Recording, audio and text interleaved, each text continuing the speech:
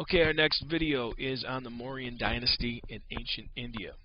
Your main ideas are to trace the rise and fall of India's first unified kingdom and identify Asoka and describe the reforms he made in India during his reign. Now, India is going to face some threats from the west, and primarily from Alexander the Great and the Macedonians, who invaded northern India in 327 BC. Now, Alexander is going to leave quickly because his soldiers want to go back home to their families because they've been fighting for over 10 years. But he dies along the way, and his generals split up his empire into 4 different Hellenistic kingdoms. One of these Hellenistic kingdoms was ruled by one of his generals, Seculus, and that contained northwest India. Now, Chandragupta Maurya is going to be a ruler of a kingdom in northern India who's going to want to expand his territory.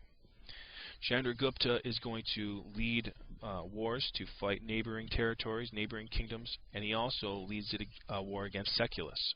He defeats Seculus and takes over that Hellenistic kingdom, and upon defeating the Greeks and other Indian kingdoms as well, Chandragupta creates an empire that stretched over 2,000 miles by 303 BC, and he was the first emperor, you need to know this, first to unite India under one ruler.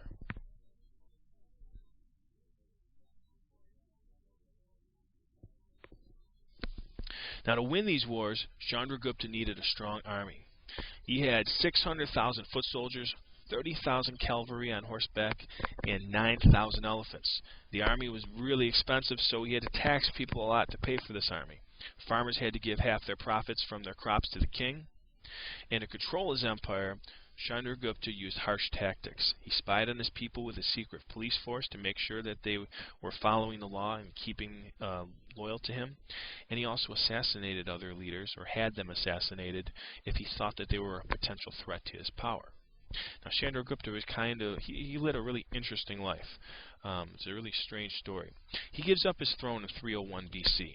And this is after a life of leading as a ruler and being really paranoid of others that he's afraid are going to assassinate him as well. So he has his servants test his food to make sure it's not poisoned, and he always makes sure he switches different rooms in his palace when he sleeps each night to make sure no one can plan to kill him in his sleep. Well, in 301, after he gives up his power, he becomes a Jain. He follows Jainism, which is a non-violent religion. And during his time as a Jain, he ends up starving to death from fasting for too long. An interesting way to go for a very interesting guy. Now, after he dies, his grandson, Asoka, eventually takes the throne. And Asoka is considered by the Indians to be the greatest ruler ever. He takes power in 269 BC, and he follows in Grandpa's footsteps, waging war to expand his empire. However, after a war to conquer the kingdom of Kalinga, over 100,000 soldiers are killed, and even more civilians, innocent men, women, and children, are killed. And Asoka becomes overtaken with grief by the carnage that his wars had caused. So he sought spiritual direction, and he found it in Buddhism. Asoka promoted peace to all beings, and he ordered huge stone pillars to be built that contained his laws. Things like fair treatment of people under the law, non-violence to people and animals, and religious toleration.